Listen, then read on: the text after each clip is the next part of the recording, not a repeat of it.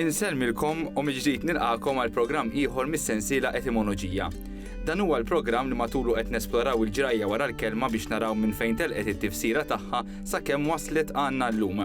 Għal darb'oħra għandna likom żewġ kelmiet.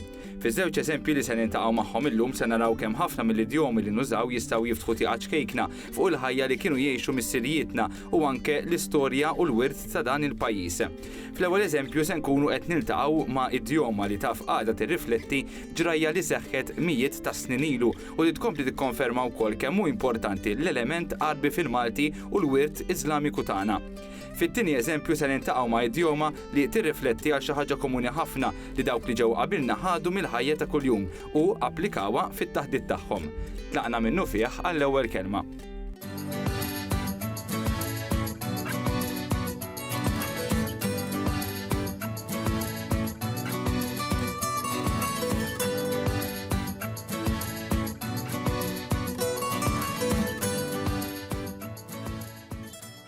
Il-migrazzjoni kienet teżisti dejjem. Bħalissa qed narawha sseħħ minħabba l-gwerra fl-Ukrajna. L-attakki u l-invażjoni mir-Russja waslu biex aktar minn 2 miljun Ukren jaħarbu minn pajjiżhom bilan li jiksbu kien f'pajjiżi oħra. Uħud, anke jekk mhux ħafna, saħansitra spiċċaw f'pajjiżna.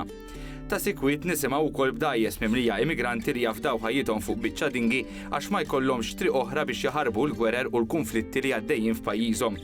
Anke il-Maltin emigraw u għadhom jagħmlu dan sal-lum. Maltin emigraw lejn pajjiżi oħra mhux biex jaħarbu xi konflitt imma bit-tama ta' ħajja ħjara. Imma għaliex qed nitkellmu dwar dan? Għax l-idjoma li se nitkellmu dwarha llum x'aktarx li tirriferi għal migrazzjoni li seħħet fis-seklu 13. L-idjoma li dwarha qed nitkellmu hija xi ħakka. Nafu għaliex nużawha. Xi ħakka nużawha biex nirreferu għal xi persuna li tkun anzjana ħafna. Imma din l-hakka x'inhi? Għalkemm ma hemm xejn ċer dwar din l-idjoma, il-professur Martin Zammit għandu teorija li se jkun qed jaqsam magħna. X'aktarx li hakka tirreferi għal belt kostali fil-Palestina. Hemm tradizzjoni orali, partikolarment fil-Libanu, li tgħid kif fis-seklu 13 kien hemm migrazzjoni tal-massa minn din il-belt u bliet oħra viċin lejn Ċipru biex jaħarbu mill-persekuzzjoni Ottomana. Uħud wafqu Ċipru imma oħrajn komplew jaqsmu lejn il-punent tal-Ewropa u spiċċaw Malta. Imma jien ħaneqaf hawn. Se nħalli fidejn il-professur Martin Zammit li llum se nagħtuh aktar spazju minn kemm normalment nagħtu lill-mistiedna tagħna. Il-professur Zammit se jispjegalna mhux biss dwar din it-teorija imma anke dwar l-importanza tal-element semitiku fil-Malti u l-wirt Iżlamiku tagħna.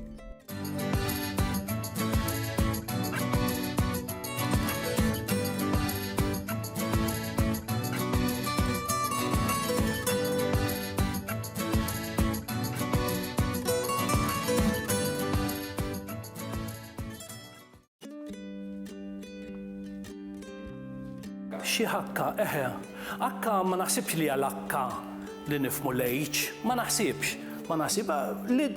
il-ħsib li għaddi li minn rasi jien, hakka hija belt żgħira fil-Palestina, fuq xtajta tal-Palestina,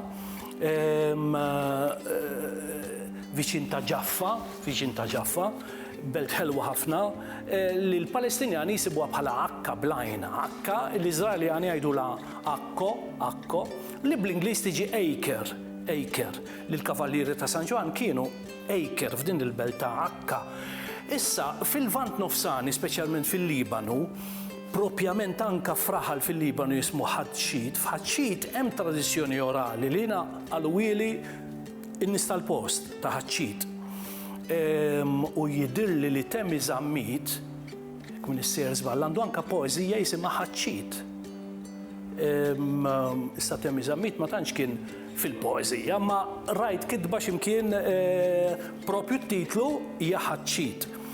F'ħadxit fil-raħal ta' ħadxit hemm it-tradizzjoni li fis-seklu 13 issa ħuda kif trid. Imma jiena x'qaluli. Qaltili soru. Meta saqsinti minn fejn tal Malta. Malta, aħna għandna tradizzjoni li fis-seklu 13 insara mill-Libanu, ħallew il-Libanu minħabba tensjoni li kien hawn mal-Misilmin,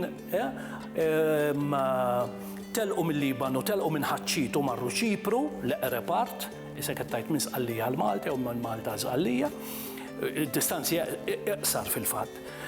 Però kien hemm min ma waqafx Ċipru, minn Ċipru baqa' sejjer lejn il-punent u skont huma kien hemm min wasal Malta.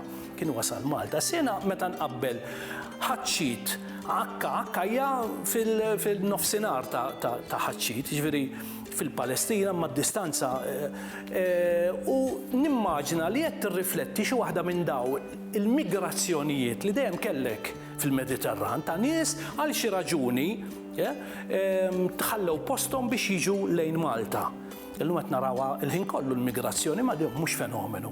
Minn dejjem kien hawn tal-fenomenu u żgur li kellek migrazzjoni ta' insara tal-Lvant Nofsani li forsi setgħu ma tantx ħassewhom kompdi bil-ġirien misilmin tagħhom għal xi raġuni u migraw lejn Ċipru u kien hemm min baqa' sejjer.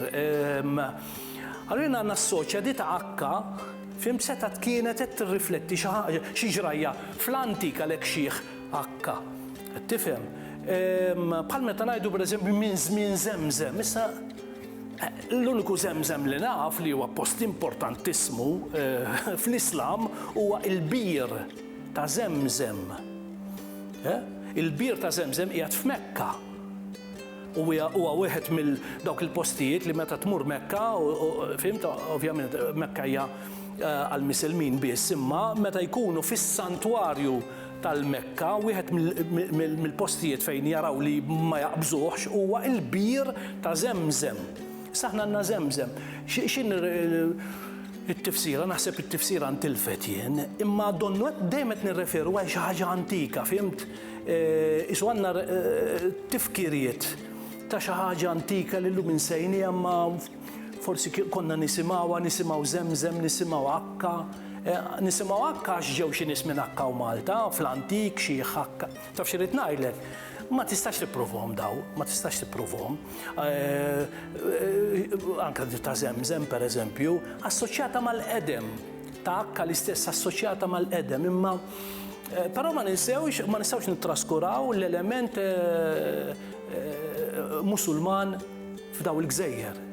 Tifhem għaliex kif għadd sa nofs is-seklu 13 kellek perċentwal kbir tal-Maltin li kienu u dan huwa rifless anke fit-terminoloġija anke reliġjuża, aħna ngħidu mulej. Ħadd mill-insara tal-Lvant Nofsani ma juża l-kelma mulej, mawlej, għax il-kelma mulej hija Iżlamika. Fimtu, aħna ġibnija mill-wirt Iżlamiku tagħna u llum hija kelma liturġika tintuża fil-Knisja. Mentri ħadd ebda ġifieri mill-insara li jitkellmu bl-Arbi fil-Lvant Nofsani, kollha jużaw il-kelma Rabb li kienet fil-Malti wkoll Rabbi, Rabb u mulej jfissru l-istess. Tifhem? U dakka għandna xi ftit kliem ieħor.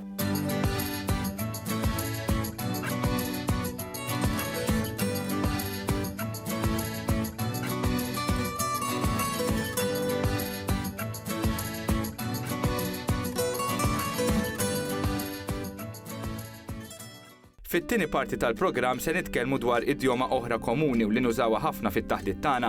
Din hija bleruq u xniexel. Tfisser xi ħadd ikun daħal għal xi ħaġa b'mod li kellu jintriga ruħu sal-aħħar dettall, jew inkella meta xi ħadd ikun qed jispjega xi ħaġa u jidħol f'dettall kbir. Pereżempju ngħidu tagħna spjegazzjoni bleruq u xniexel, jiġifieri tant daħal fid-dettall li ma ħalla xejn barra, ma nistgħux ma nerġgħux insemmu lil missirijietna. Kemm il-darba għedna li ħafna minn dawn l-idjomi ħolquhom huma minn affarijiet sempliċi u komuni li huma kienu josservaw b'mod partikolari fil-kuntatt tagħhom man-natura u anke il-ħidma tal-art. Kulħadd jaf x'inhuma l-eruq, imma x'niexel, x'jaħbtu. Niltaqgħu ma' Martin Morana biex jgħidilna aktar.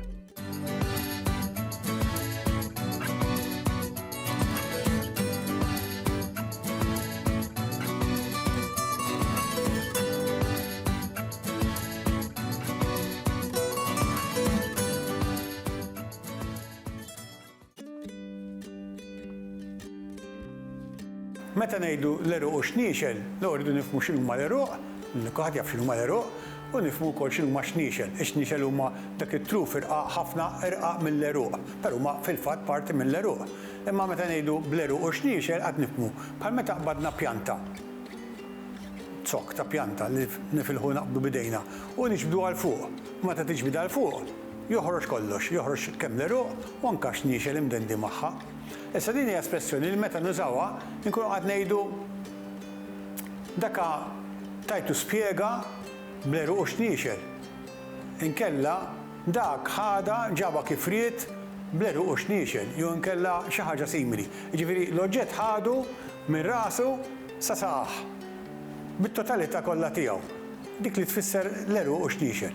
Tixbaħ daqsxejn waħda bħal meta ngħidu il-kliem bħaċ-ċirasa, imma din tfisser li l-kliem jiġri minn kelma l-oħra. Għaliex għax iċ-ċirasa meta taqbadha b'subajk, sewwa ċirasa hija frotta żgħira, ma taqlax ċirasa waħda, ma taqla xi ħamsa fuq skuk irqaq differenti. Allura l-kliem bħaċ-ċirasa ġbit waħda, ġbit sitt oħra f'daqqa.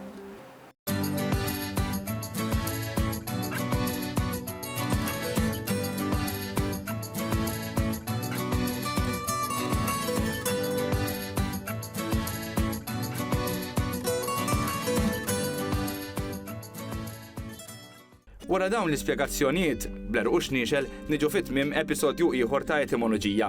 Nittama li bħal dejjem sibtu din l-informazzjoni interessanti u għandkom biex tapprezzaw aktar kemm sabiħa u rikka il-lingwa li tamilna Maltin. Jiena nerġa' nagħmel appuntament magħkom għal bħallum ġimgħa sa dan it-tant inkomplu nużaw u nibżaw għall-lingwa tagħna. Saħħit!